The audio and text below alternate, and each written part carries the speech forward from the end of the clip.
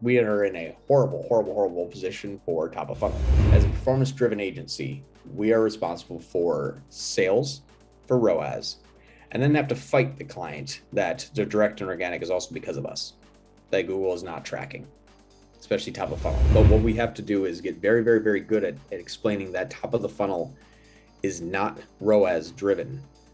If you need to look at anything, first look at your overall MER or your overall media efficiency ratio, all cash in, all cash out. Then second, look at your Google Ads account as a whole.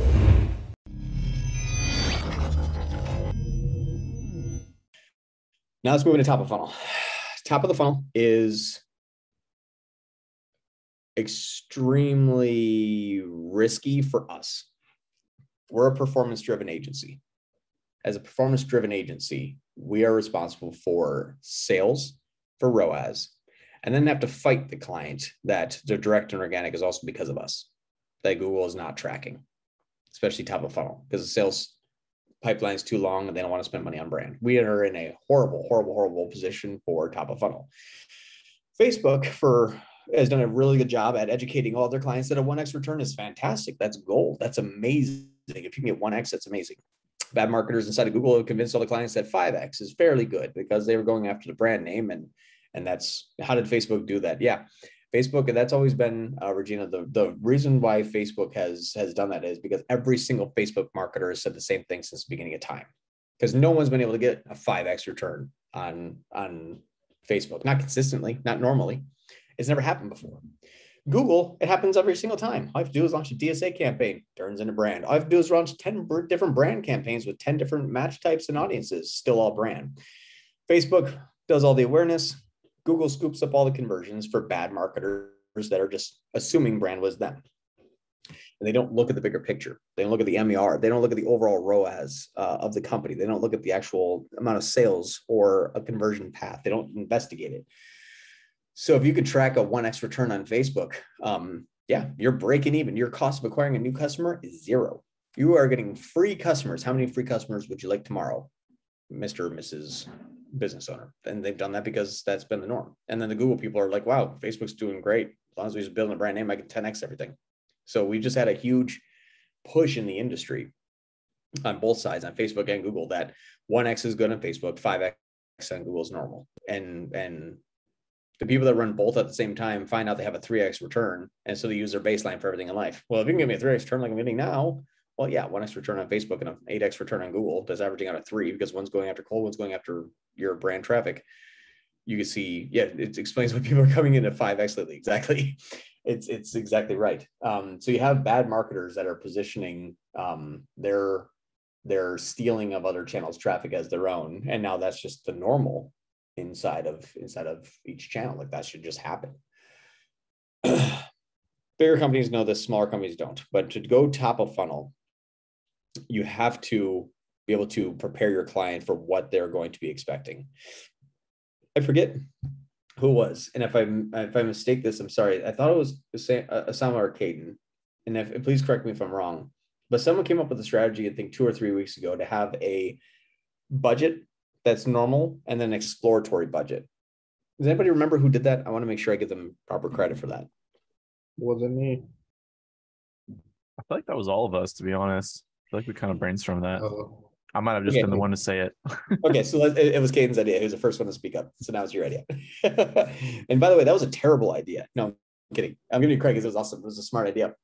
What we found out was some clients, I tried that a couple of times. Some clients didn't really buy it, but I think that it is a good way of speaking to them by saying, hey, if we can have an overall ROAS on an account, we're going to go top of funnel. It's going to look horrible. Don't shut it off because it's going to kill the bottom of the funnel. But if we have the top of the funnel, here's some things that we should do. I think, and if anybody wants to fight me on this, happy to do so. Display is our last channel to run. Display, I can't make run. I know people have cracked that code. I've never been able to do it.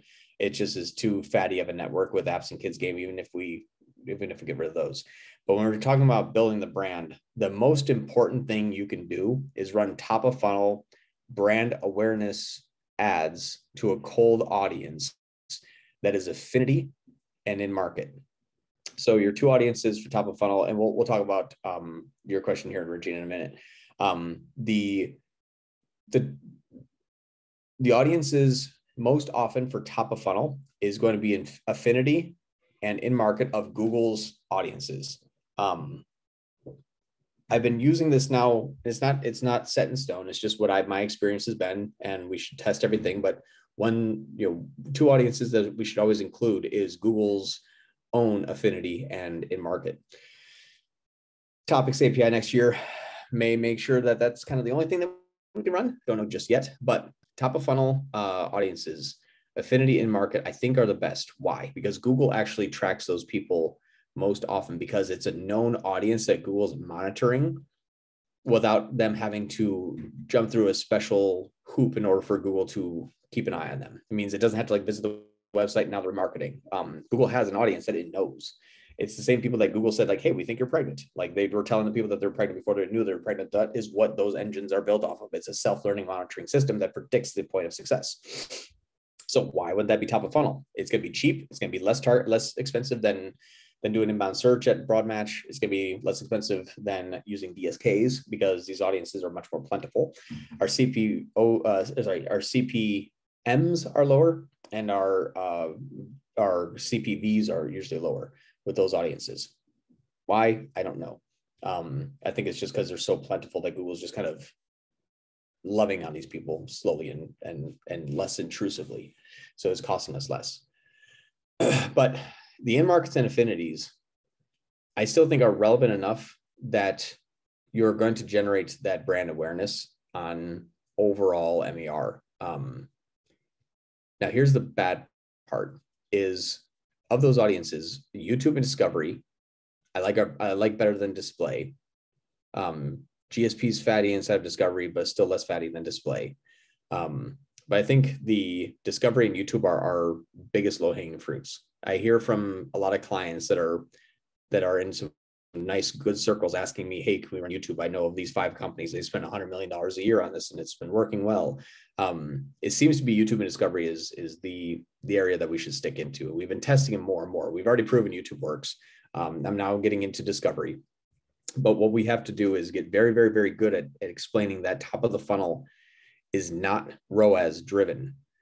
If you need to look at anything, first look at your overall MER or your overall media efficiency ratio, all cash in, all cash out. Then second, look at your Google Ads account as a whole. And we can front load that by having good bottom of the funnel type of campaigns. So the discover YouTube in market affinity, that is going to be the audience targeting, and that's going to be the channel. Now the offer is going to, it's going to sound kind of funny, is it's going to be kind of like what we're doing in Solutions 8. I've been trying to apply my teachings to our own business, and we've never had higher quality or more plentiful lead flow than this. It's not going to be right for every business, but it's not necessarily product awareness. It's more company and brand awareness. That top of the funnel is awkward. It's not conversion driven, and it's not ROAS focus or even click the rate focus. It's simply just brand awareness. And that's the problem that is going to be very, very hard to measure. And before let me just finish the statement here and then we'll do it. But the way that we would measure it is exactly how I'm sharing with you my first go around anyway, with how I can measure it instead of just Google before I look at the back end of the website. What I mean by that is when I was running Performance Max, I was getting a $280 cost per acquisition. When I'm running feed only and YouTube, my one feed only campaign is now $125 cost per acquisition. It was cut by 60% CPA. One of the reasons is I'm remarketing all the traffic I'm driving to the site. Is it all mine? No, there's Facebook in there. There's mine in there. What's happening to the overall MER? Over 60% increase. This client here, if I called him and said, hey, I have $180 cost per acquisition and I need to be at 120, he's going to look at his sales essentially doubling and say, I don't care, keep going. And when we talked to him on Wednesday, that's what he did. He looked and said, all right, sounds good. Let's keep going. So be a little bit looser with your heavy KPIs. and look at making sure everything, like the client may not know what they need. That's a known fact. The client may not know exactly what they need, and we can find the good and bad and then weigh the options in front of the client. Hey, your CPA is a little high, but he doubled your business. Well, that's okay for me. Let's keep going. Let's see if we can optimize down the CPA. I'm doubling my business. That's okay. But just know that if you can measure the bottom of the funnel, it'll allow you to earn more top of funnel and building that brand. The only thing that we're trying to do is try to get more people to the site that we can take credit for those purchases.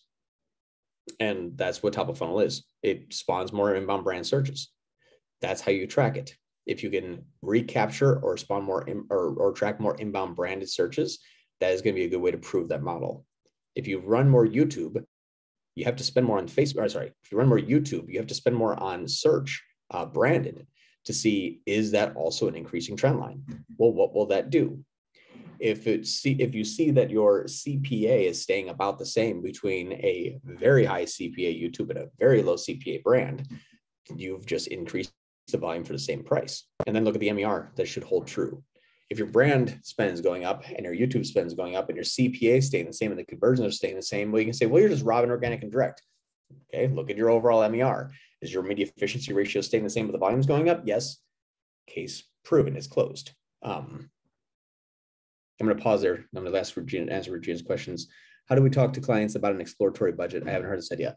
So the idea was saying like, hey, do you have $2,000 a month in ad spend? Yes. What if we can spend $1,500 of that for a 3x return, but then we have to spend $500 of that for a 0 ROAS, just starting to generate that awareness. 0 ROAS instead of Google, but we'll look at your overall MER. We'll look at, does this actually bring more direct, organic, and email traffic? What's email traffic? People that come to your site, sign up for your email, and then convert. So we have to look at, that's kind of a way to segment off amount of money that is going to not have a ROAS dedicated to it, like your YouTubes and your discovery campaigns, all of those campaigns. But then on the flip side, you're going to have a campaign that's going to be high ROAS, direct response. How would you apply top of funnel to lead gen, SaaS, local chiropractors, plumbing, etc., and the issues involved around it with lead forms? Just focus on awareness and those their metrics, etc. Top of funnel.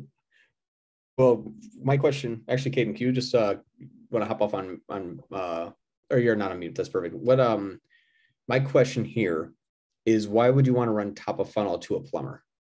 So like, let's say that you have a certain, industry and they're like, okay, they're very local focused, but they want more clients and their main issue, let's say, is they just don't have the volume on the search network anymore. Like there's not people actively searching for that service in the area. Is there a top of funnel, or I guess a thing that you can do in order to increase that volume overall? Is this specifically for plumber, or is that just an example? Just an example, like any local type of like lead generation account. Okay. The local lead generation is hard because I don't have a need for a plumber right now, and nothing would convince me I do. Right. That's the part that I don't think that, like, you can have the best brand, like Roto-Rooter. I've known about them for 10 years, never called them. I never needed them. So that's where I think that, what I was saying is, I think that's like for local, that's service-based driven, that might be an area where where Google is just not, or should not play, in my opinion. Open to be challenged on that. You can spend a whole bunch of money with brand awareness, but don't expect anything to take place rather than, oh yeah, I heard about your ad, a few months ago and I decided to give you guys a call. Like, is that data reflective? I don't think so. I guess a better comparison for top of funnel would be how it does in comparison to like competitors per se. Meaning that like you have a certain slice of the pie that's the amount of people that will, let's say get a plumber in the area, but they're debating between you versus another person.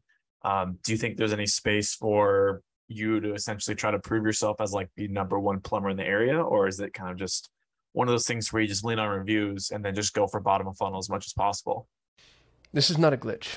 I'm interrupting the video you're watching because I need to remind you that I'm always looking for people to join our team. So if you're passionate about Google Ads and you want to work with the best Google Ads agency on the planet, please go to so8.com/apply. Speaking of working with the best Google Ads agency on the planet, if you're having trouble with Google Ads and you want professional help, that's what we do. You can go to so8.com, that's SOL8.com, to apply for your free, no obligation action plan. And if I've given you any level of value at all, maybe think about giving me a thumbs up and subscribing to our channel. That's how we juice the YouTube algorithm so they actually know that I know what I'm talking about. If you have questions, comments, concerns, or confessions, hit me below in the comments. And now, back to your regularly scheduled program. When you say competitive, could you repeat that part? I wasn't following you there. Yeah. So like, let's say that there's like 2 plumbers in an area, and you got one plumber that is newer in the marketplace and then another one that's established. And so when people go online, they look at, reviews, or they look at just general knowledge of, like you just said, Roto-Rooter, that, so you're going to go to that company instead. Mm-hmm. Is there, I guess, any place for competitive branding in local campaigns for that? I'm sorry, in like local type of companies? What's competitor branding mean? Meaning like saying like, hey, our reviews are higher than like so-and-so company kind of deal. Obviously it'd be better worded than that, but something of that nature. Yeah, no, and that's the part too. I think that there's absolutely always a place for that. That's why people run radio and TV and billboard ads. Like, you can't track a ROAS to that at all. You'll never be able to. It's physically impossible. Do you have the budget, and are you big enough? And would the client agree that, yes, always being top of mind, top dead center to my geographical audience is worthwhile for me to spend that exploratory, expendable budget on? Absolutely. Our job is to, I guess what I would say is not necessarily convince them. Our job is to be able to do that the most effectively. And I think that that's where like the YouTube and discovery would make sense, where it's like, hey, case study, the before and after, like see how they're used to have their couch floating in their living room, and now look at it after they called emergency plumber.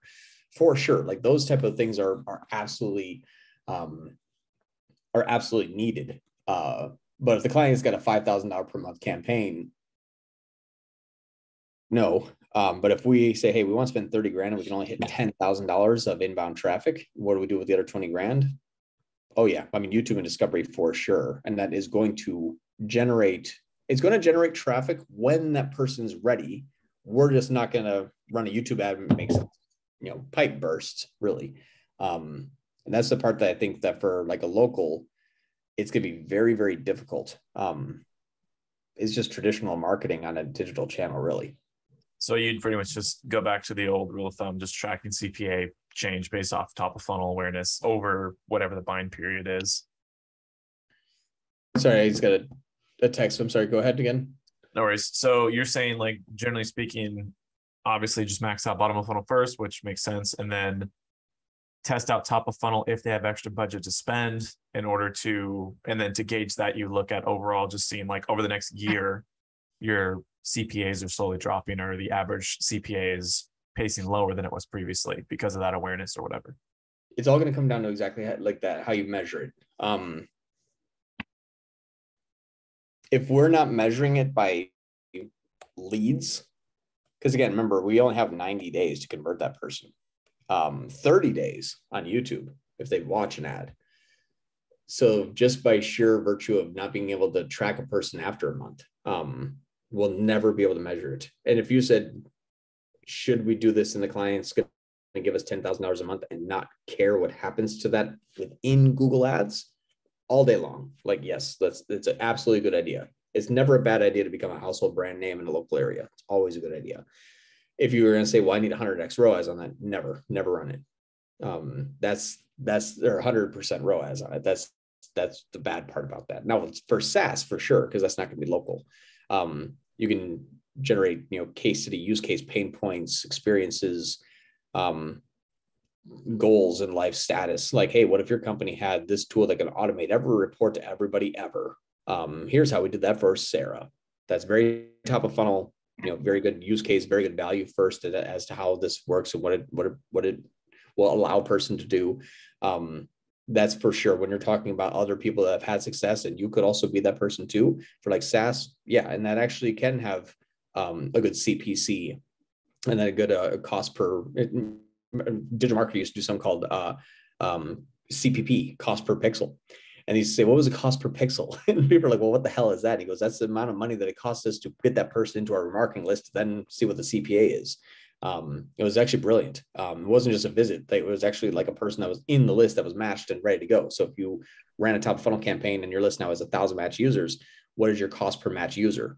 And then that is how you add that to your total after, well, also that people Google the brand name, and that was a $7 conversion. Great. You have an $8.26 CPA on that campaign. So you can do it that way where you can measure it that way. But again, after you max out nationwide direct response inbound SaaS, then you move up. Maybe not. Maybe it's just too competitive at the bottom of the funnel and it forces you to go up. That makes sense.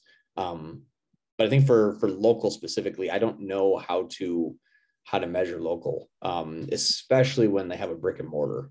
That's outside of Google. That gets in the realm of, you understand this is good, but we can't track it, right? Yes, okay. And it's not a good answer. If someone put the screws to me and said, John, what did that give you? I couldn't tell them. I don't know.